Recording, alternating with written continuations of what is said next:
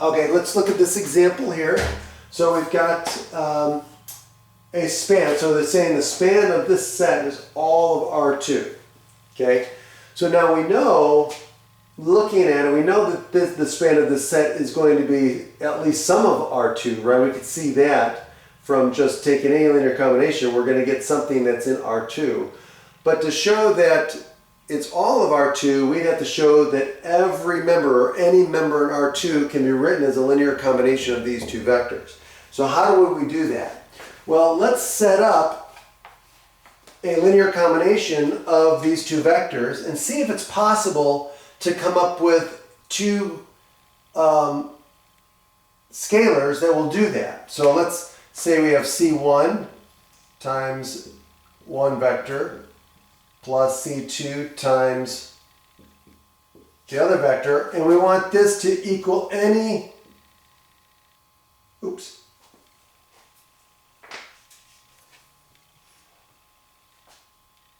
any of these,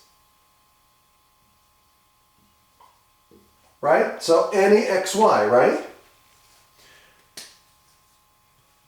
So given any xy, can we take any xy in R2 and write as a linear combination of these two? So in other words, can I find a C1 and C2 for all vectors xy in R2?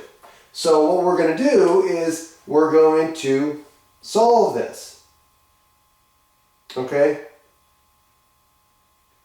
So what do we get? We get C1 plus C2 equals x. And we get C1 minus C2 equals y.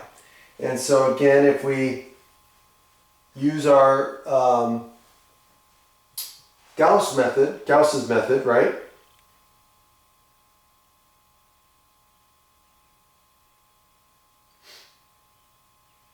To reduce this, right? So we're going to take negative rho 1 plus rho 2. And so what do we get? We get negative C1 minus C2 equals negative x. Oh, hold on a second. No, we're not. That's going to remain unchanged. So we get C1 plus C2 equals x, and then this is going to go away, and then what's going to happen with this one? So this is going to be negative 2x, or 2 times C2 equals, this is going to end up being what? Y minus x, like so.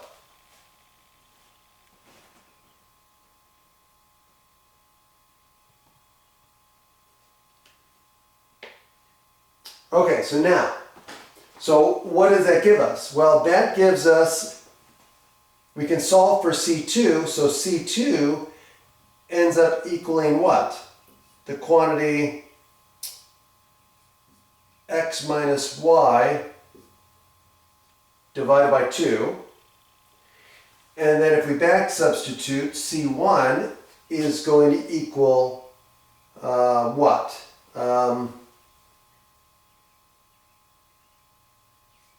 X minus C2, which equals x minus x minus a half, hold on a second, x minus C2, which is, yeah, minus a half x plus 1/2 y, which is just going to give us 1/2 x plus 1/2 y. Oops, not 1 over y. 1/2 y, right? That should be correct.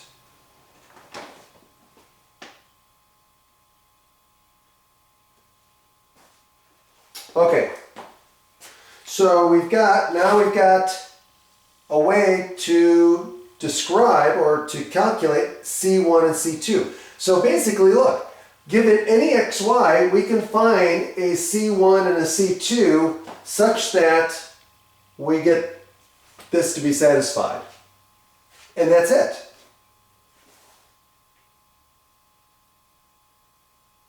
For example, if x is 1 and y is 2, then C1 being 3/2 and C2 being -1/2 will work.